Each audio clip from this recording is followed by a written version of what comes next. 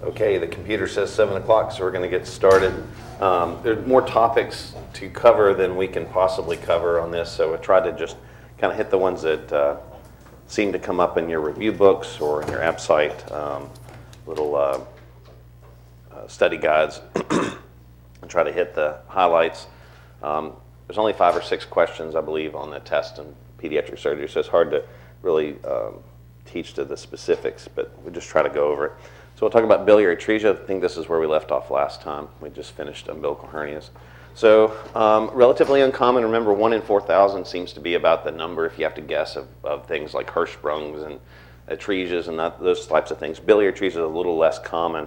However, it is the most common cause of chronic cholestasis because the other causes are reversible, like choledochal cyst, TPN cholestasis, things like that. It is the most common cause of liver transplantation in kids. And the ducts, the thing to know about biliary atresia is that the ducts develop normally, the biliary ducts develop normally when the child is born, and then they undergo a fibrosis or obliteration early in life. And so and they're not sure exactly why, whether it's a virus, some genetic predisposition, it's probably a combination of things. So the buzzwords that you may see on your test, that the child was not jaundiced at birth, but then became progressively jaundiced around 2 to 4 weeks of age. Or they may say a child undergoes a liver biopsy for elevated bilirubin and they note these things, or they may say which of the following things are not suggestive of biliary atresia. So bile duct proliferation, the bile ducts are looking to form more connections to be able to drain the liver. Periportal neutrophils, it's an inflammation problem, so you have neutrophils around the portal triads and the liver. Bridging fibrosis, this would be later on. This is in a kid that, let's say, is in Bastrop, and they've been green their whole life, and somebody just finally discovered it and decided to send them when they're 4 or 5 months old. That's way too late. And then if you were wondering, Kasai is Japanese for Chuck Norris. It's an awesome surgery. Okay, so again, normal biliary tract undergoes inflammatory sclerosis and subsequent obliteration. They're not jaundiced at birth. It's progressive. I know this is repetitive on purpose. Progressive neonatal jaundice during the first few weeks of life. So you'll see dark urine and acolic stools. So you have a child that was doing okay and then started developing some jaundice, maybe some acolic stools. Urine got a little dark. Little kids can't itch. It's funny, they do, but they can't scratch themselves. So where if we had let's say a Klatskin's tumor or something, we started getting, our bilirubin was up and we were scratching all the time, but they can't. So I consider that probably pretty mean. But on the lab values, you see that their direct hyperbilirubinemia would be greater than 50%. The liver function test would be mildly elevated early on, nothing huge until later. Alk Phos is always high in kids because the lab test that does Alk Phos, there's different isotypes of that enzyme, and there's one in the bone, which is the one that you can see on the normal lab, including the one with the liver. They're all together, so they have a lot of bone turnover, so their Alk Phos is always high, but it would be much higher than expected. And there's actually a table in the back of the pediatric books that kind of tells you what you would expect based on the age or size the Alk Phos to be. There's no specific markers, though, that tell you that biliary atresia is different from, let's say, choledochal cyst or other things that cause that. So on a HIDA scan, this is one of the tests that we do to look for it. A normal liver will have prompt uptake and excretion of the tracer. So here you have a very dark liver, so the liver works well. It has to work to take the tracer up, and then it has to excrete it, and so it's excreted it into the intestine. So this is a normal view. A sick liver has poor uptake of the tracer and a delayed excretion, which would actually be this. Unfortunately, I don't have the little thing at the bottom that says that this was several hours or many hours later. At first, it was very dim. And then in biliary atresia, you have uptake because the liver, early on, you have uptake because the liver is still working, but you don't have excretion, so you don't see anything here in the intestine. So that's biliary atresia on a HIDA scan. Ultrasound. The most common finding in an ultrasound of biliary atresia is either small or absent gallbladder. It has the same type of lining as the rest of the external bile ducts, and so it's also undergoing obliteration. So if you have an ultrasound and they can't see the gallbladder, that's suspicious. If you have an ultrasound and you do see the gallbladder, there's a small percentage of biliary atresia that have an isolated type of atresia that you could still have the cystic duct and the gallbladder, but it's a pretty good finding.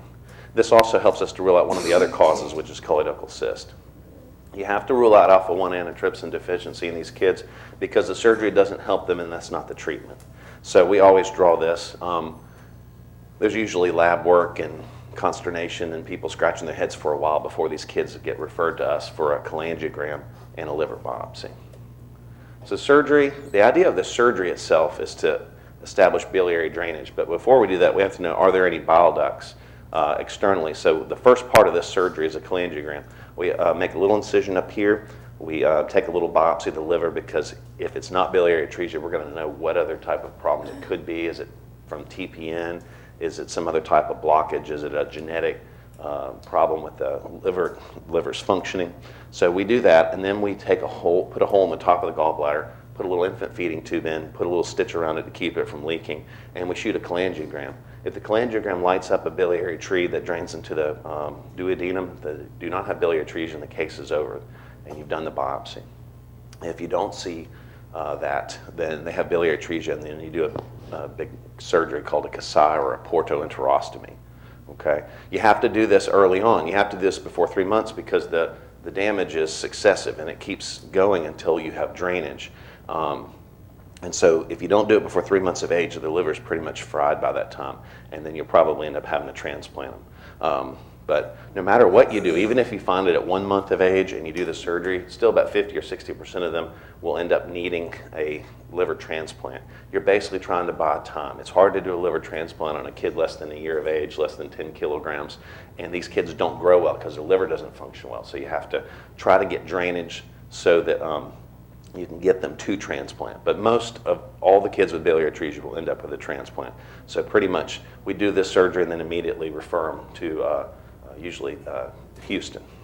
Now there's a place in Shreveport. There's a place in New Orleans at Ochsner that now will do this. So we're going to start sending them there. All right, the Kasai procedure is a Chuck Norris approved kick-ass surgery. We love doing this because there's about 3 or 4 surgeries that we really enjoy. This is one of them because it's technically demanding and it's just really cool. So you have a liver that's about this big, and then you have where the common bile duct forms from the left and right hepatic ducts. There's a plate there, we call it a plate. It's basically raw liver with nothing, there between the hepatic arteries and the portal veins. And you actually take a piece of bowel and you pull it up there and you sew it to that little, 1 centimeter square area. And then miraculously, it doesn't seem to leak very often. And that's probably because half the time the liver doesn't work making any bile, so it makes you look good. But pretty much, it's just a really cool surgery. But it's called a Kasai procedure, or on your test it may be described as a portoenterostomy, the portal plate, portoenterostomy, or hook it up to bowel. Okay, let's go over malrotation, something we talk about all the time. Just if you remember this, you know malrotation pretty much. So bilious vomiting newborn, I have to say this every time, is a surgical emergency until proven otherwise. It is malrotation until you prove that it's some other deal, because malrotation will kill the kid and the other stuff usually doesn't. Most of it occurs in the first few months of life, but I had a fraternity brother who was in his 30s who had it. Of course, he was vomiting green. He had got a bowel obstruction, but he didn't, wasn't sick. But they did find it and fix it. So if you have a kid that has a newborn or a young child that has bilious vomiting, they have peritonitis, we take them immediately to the operating room because they've already twisted their bowel off by definition until we've proven otherwise. And time is bowel, so you have to quickly do that. Bilious vomiting without peritonitis, then you get a stat upper GI. You don't order it for the next morning, you get it right then. The ligament of the trites should be to the left of the spinal column in a normal anatomy. If it's not, or if its insertion is really low, or it's off to the side, sometimes it'll be way over here depending on how malrotated they are, then you need to suspect they have malrotation. And you'll see on upper GI something that may look like a corkscrew or a bird's beak in the duodenum. It'll suddenly come to like a little point. Now, if it's a big bulbous thing, it's probably, and it's a newborn, it's probably like duodenal atresia or jejunal atresia. But if it's kind of a sharp point or you have any question that it could be malrotation, then you go ahead and explore them. So the LADS procedure, sometimes they'll give you I took this kind of slide out of Rush Review, because they have a question on there about this. But like what part of this is not part of Ladd's procedure? So Ladd's procedure is basically you do a transverse incision. The Ladd's bands, which go from the right colon over the duodenum to the right upper quadrant, you have to lyse those because they block the duodenum and they can cause problems. Plus, if you don't lyse those, you really technically haven't widened the mesentery, okay? Other thing is you take the appendix out because it's going to be located on the left side of the abdomen because the colon's going to be left on the left side of the abdomen. We don't want there to be any confusion later, and since we're the ones that end up having to do that crap, we take the appendix out so we don't have to fool with it, okay? And then the small bowel you want to put on the right and the colon you put on the left. This is not normal anatomy, obviously, but this is normal anatomy for someone who did not undergo the 270-degree rotation that they were supposed to when they were developing and the bowel was coming back into the abdomen. The main thing of this whole thing is to widen the mesentery. The mesentery is narrow, so you have to open it up like a book. The ileum and jejunum and the right colon will be kind of stuck together, and you open them up as a book and widen the mesentery. That's the main thing. But in the old days, they used to say, oh, you have to pex the duodenum and sew it down to something, and you put the cecum over here and you pex it, and they never proved that that worked. What really works for malrotation is all the adhesions you probably create by all moving the bowel around and then putting it in the right spot. It tends to kind of freeze in place. So if you have a volvulus, how do you undo a volvulus? You turn back the hands of time, guys. So on your thing, it's a counterclockwise is how you turn the bowel, like this, okay? Because the clock goes the other way, right? Okay. So what you do that, okay, and then if it pinks up, if the bowel, you watch it for a few minutes. If it pinks up, you finish the Ladd's procedure and you go get duffed and drink some beer because you saved a baby's life and you're the coolest. It had nothing to do with you, but you can take credit for it because you're the person that was there. If the bowel is dead, you resect it. You may have to do a second look operation. The mortality is very high, unfortunately. So we put the dead baby symbol on the slide. But short gut is a complication of malrotation. You can lose your entire small bowel and even some of your colon because it's all off it's twisting around the SMA. So everything the SMA supplies can be lost. Okay, and then that means intestinal and usually liver transplant. Necrotizing enterocolitis. This is the most common surgical emergency in the NICU. Is basically not well understood. It's probably an immature immune system, an inadequate response to inflammation, infection, and other issues all kind of wrapped together. But basically, most of these things are treated, most of these occur in premature babies, usually 32 weeks. The weird thing is, the younger the baby is, like the more premature the baby is, after birth, the later they'll get neck. So a 28-week baby will get neck when they're maybe, let's say, 9 weeks old, 8 weeks old, whereas a 32-week-old baby will get neck when they're 2 or 3 weeks old. It seems to peak around, between that 30 to 40 week range. Again, we don't quite understand why that is, but it can involve any part of the bowel. It's most common in the ileum and the cecum watershed areas. Other area, it can be anywhere, but it's usually small bowel and sometimes colon. Risk factors: low birth weight, premature. If mom was hitting the pipe pretty hard, we see that a lot. Indomethacin is used is basically IV ibuprofen is used to close the PDA. Okay, if we feed too early, babies that are not fed yet don't get neck. So if you haven't fed them yet, they don't get NEC, and why that is, again, they're not quite sure. It probably has something to do with the fact that if you put a highly concentrated solution in the lumen of the bowel is going to respond by increasing its blood flow to the mucosa because it has to do the work to get rid of that solute. And so what happens, I think, is you cause areas of hypoperfusion because of demand. There's so much blood flow that's needed, and so it regulates itself into a problem. And then it's asphyxia, like if a baby, let's say, had a cord that was wrapped around its neck during delivery and had low Apgars. This is associated with that. When they put umbilical vein and artery catheters in, it's associated with that as well. Anemia, and then certain NICU attendings. And I put that in there just because some people will feed babies like as they're coming out of the vagina they'll be trying to put a bottle in the baby's mouth, and it'll be like a 28-week, baby or something, because they're like, oh, we got to feed them early because we got to get them growing and everything. Well, they'll kill a baby sometimes doing that. So I have found patterns. I will not say who it is. 80% can be treated non-operatively with antibiotics. That's the interesting thing. This is not always a surgical disease. When they find that a kid has NEC, and the symptoms will be sometimes just that the baby's not looking right, abdomen gets distended. You'll hear on a test, guys, you'll hear the baby had blood, past bloody stools, maybe had a residual or vomited, had a abdominal distension, those types of things. Then you should say, okay, well, maybe this baby has NEC. And the treatment, unless they have free air or they're crashing or something like that, the treatment is pretty much to put them on triple antibiotics, Amgen, Flagyl, Amgen, Clinda. You can put them on imipenem, and there's all these different combinations. It doesn't really matter. On the test, there'll be antibiotics. If they make you choose which antibiotics, go big, Amgen, whatever. So 80% are treated without surgery. Of those 80%, 20% of those will develop a stricture and eventually need to go to the operating room. That'll be later on, and they'll present that as a kid who had bloody stools 4 or 5 weeks ago, who now has abdominal distension or is getting sick again. So it's either recurrent NEC or probably like a stricture. So you would do some type of contrast study, usually a lower one first because the colon's the more common spot for it. Basically a third of all cases, or more than a third, will end up needing surgery. So whenever they have a kid that they're treating for NEC in the NICU, we want to kind of be following along with them and just kind of watch them at a distance if they're doing okay.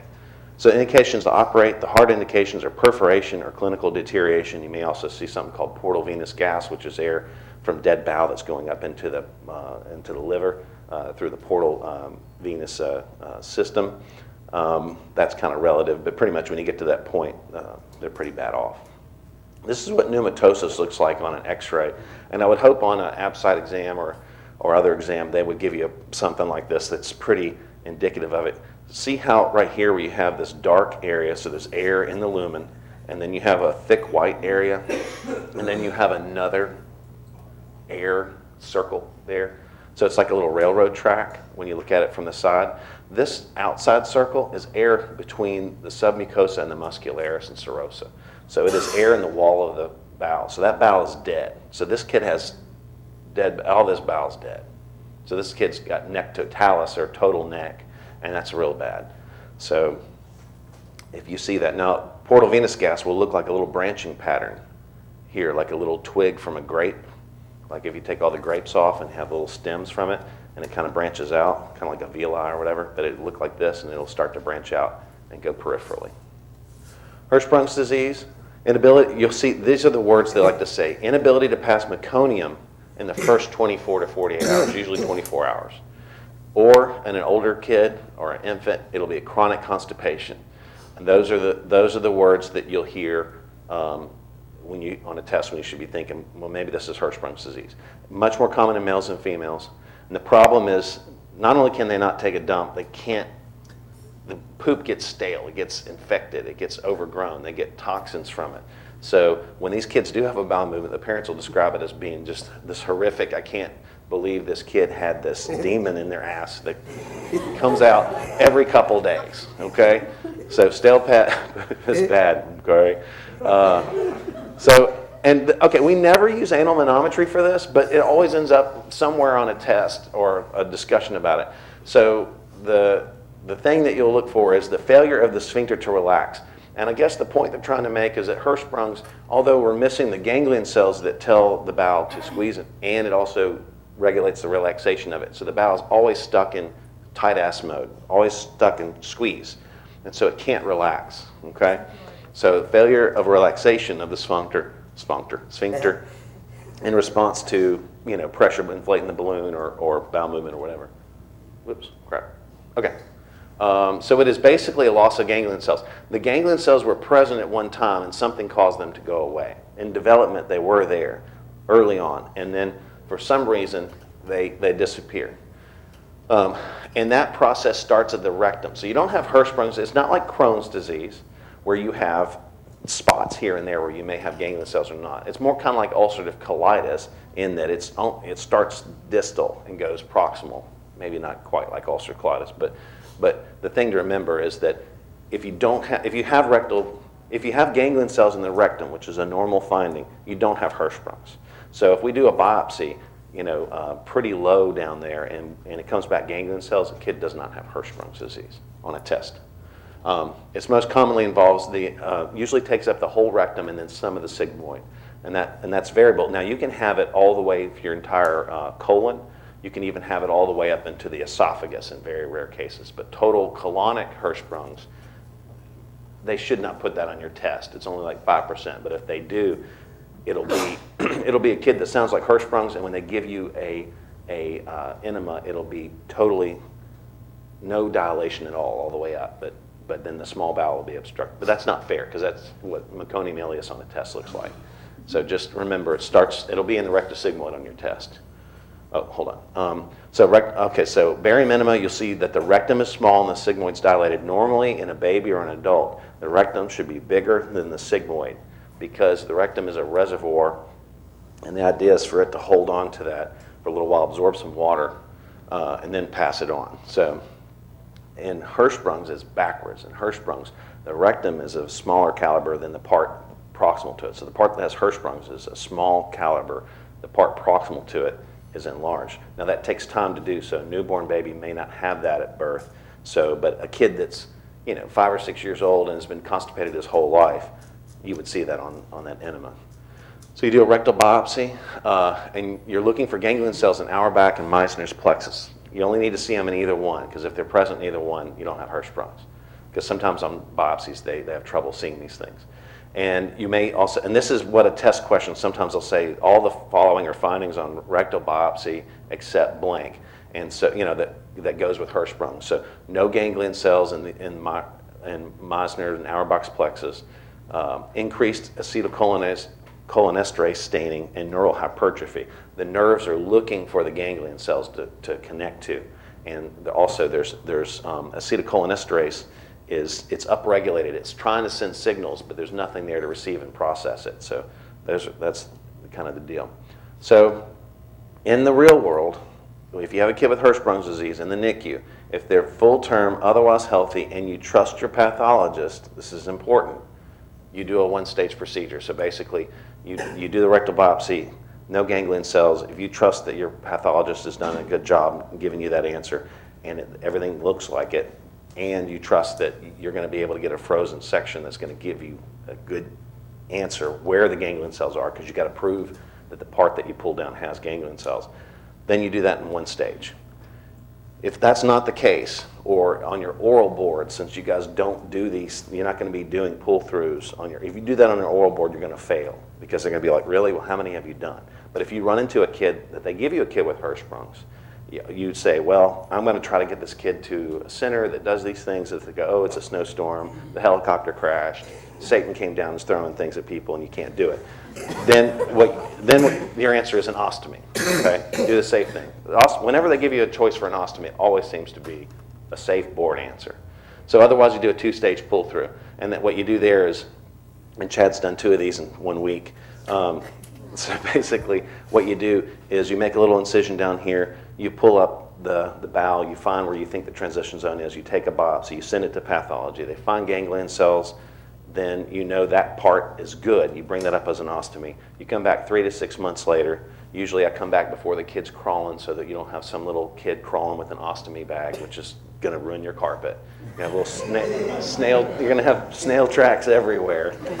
And so when they're about 4 or 5 months old, you start doing that. So and then because you have a confirmation, you have a permanent section that says, okay, there are ganglion cells there. So you're not taking a piece of bowel and pulling it through their anus and finding out, oh, the pathologist was wrong and they don't have ganglion cells, and you just did this big surgery that's very hard to undo and redo without complications on someone who, you should have gone up 2-3 more centimeters. So that's why that's important. And they're all really much ileum. I'm sorry, I said ileoanal. That's completely wrong. I'm sorry. Coloanal anastomoses. So basically, you're taking where the ganglion cells are, and you're anastomosing it just above the anus. So there's different names. You may hear Swenson's, which is, for adult surgery, is more like a low anterior resection, just a primary anastomosis. Duhamel is kind of a side to side, and then a Suave, got cool names. suave endorectal transanal pull through. Basically, you can do the whole surgery if you know where the transition zone is through the anus and not make any incision on the belly, but that's in a minority of cases. Okay, this is what the barium minimum would look like.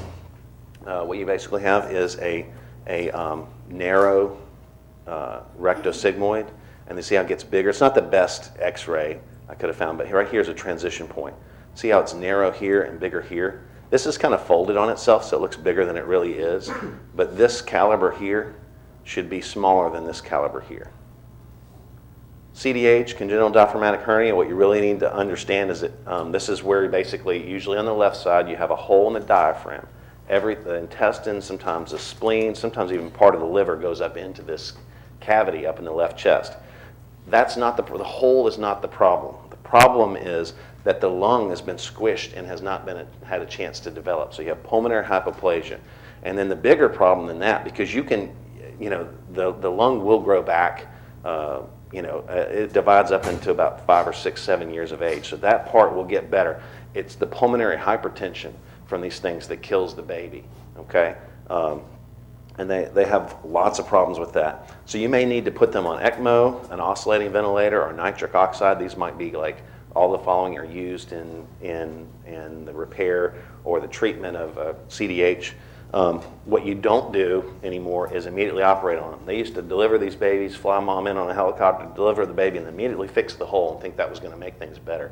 And it was the worst thing to do because you stress the baby out during the honeymoon period, which is the first 24, 36 hours of life. The baby's physiology is adapting to being outside of the womb, being off of its own little bypass support of the mom. And it seems like, oh, it's a good time for us to fix everything. Well, the problem is that's just kind of it kind of lulls you into a sense of that everything's okay, because that baby, usually the pulmonary hypertension and everything will catch up to the baby. So you basically just keep the baby stable, let the hurricane pass through, and then once the baby is stabilized and things are better, then you repair the defect. Most of them are posterior lateral and left.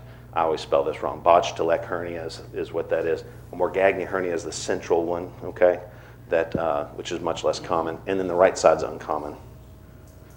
Again, the problem is all the bowels come up here and squish this lung. This lung's compressed. It doesn't develop right. The heart is shifted over. Sometimes you even have some ventricular issues as far as being a little hypoplastic. And then, of course, the reaction to this situation is the vasoconstriction of the pulmonary vascular bed, puts a strain on the heart. And pretty much the little holes over here. And it's just it's actually a pretty simple surgery. We think it's this big cool thing, but it's really just closing a hole. And sometimes we put mesh in there. So on your boards, if they ask you, mesh, sure, I'll throw mesh in there in a heartbeat. If it doesn't come together well, if there's any tension at all, put a little patch of mesh on there. By the time they're an adult, it'll be about this big and won't cause a problem. This is the X-ray they'll put on your test. It'll be an NG tube that comes down and then cools back up above the diaphragm. So, or you'll see bubbly looking areas over here in a newborn. Thyroglossal duct cyst, midline neck mass. I like to put these things on there. Usually it's a thyroglossal duct cyst, and the way you know that is you have them stick their tongue out. It's connected to the foramen cecum, the base of the tongue, and so you have them do that. Sometimes you need to, though, it's real important, you need to ultrasound and make sure they have a thyroid gland and make sure the thyroid function tests are normal, because you can have abnormal descent to the thyroid gland. That could be the thyroid gland.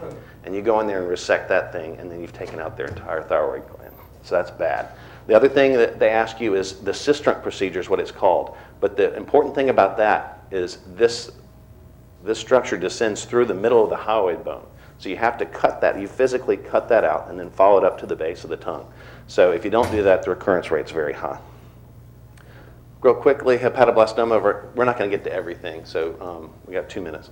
Hepatoblastoma. Remember Stewie Griffin for hepatoblastoma, and remember the old guy from I don't know what his name is on Family Guy for hepatocellular. These are kind of the malignant liver tumors that you may get asked. So hepatoblastoma is something that young people get. Older kids, teenagers get hepatocellular. Hepatoblastoma is usually unifocal or hepatocellular. Remember, all hepatocellular cancers tend to arise in a background of some type of cirrhosis or liver problems or hepatitis, so they're more likely to be multifocal. Hepatoblastoma has better survival. Chemotherapy works better for hepatoblastoma. There's not real good chemotherapy for hepatocellular. The treatment's mostly surgical. And what else? Other syndromes are associated with hepatoblastoma. Hemihypertrophy, something called Beckwith-Wiedemann syndrome. It's also associated with renal tumors and other heart problems. FAP, polyposis syndromes, low birth weight. AFP will be elevated in both of these problems, though, because it's a generic marker of liver issues. Wilm's tumor, we're not going to have time to go through all of it. You need to know what the x-rays look like for Wilm's tumor and neuroblastoma. Wilm's tumor comes from the kidney, so imagine it growing out of the kidney and breaking it open like a popcorn kernel, like a half-popped piece of popcorn at the bottom of the bag. The kidney being the kernel, and the white little kind of fluffy part being the tumor. It just breaks it out. And so what you see here is this is normal kidney, and it's basically been exploded in half by this big tumor. This tumor does not cross the midline in this patient. That's important to know. And it's not wrapping around the vessels, which neuroblastoma does. So let's go look at neuroblastoma. All right, so, real quick. Remember vanilla ice when you need to remember what things you look for in catecholamines. VMA and HVA, vinyl mandelic acid and homovanillic acid. These are the end products in the urine of dopamine, norepinephrine, epinephrine, all those different things. It's kind of a common waste product that's easy to measure. So that's why we send those off. But important on neuroblastoma, because if they give you a picture, is you don't see any kidney. They won't give you a picture of any kidney on here. Or if they do, it'll be intact and normal looking down below. This comes from the adrenal gland usually. It can come from any sympathetic ganglia. But it's wrapping around the celiac or SMA, whichever one, I can't tell on here. But it wraps around other vessels and invades other tissues more commonly than Wilm's tumor. So that's pretty much it. We're out of time. So any questions about that? I'm sorry we didn't get to all the different topics, but pretty much most of the peds surgery questions are catchphrases, and you can usually get them pretty easy on your test.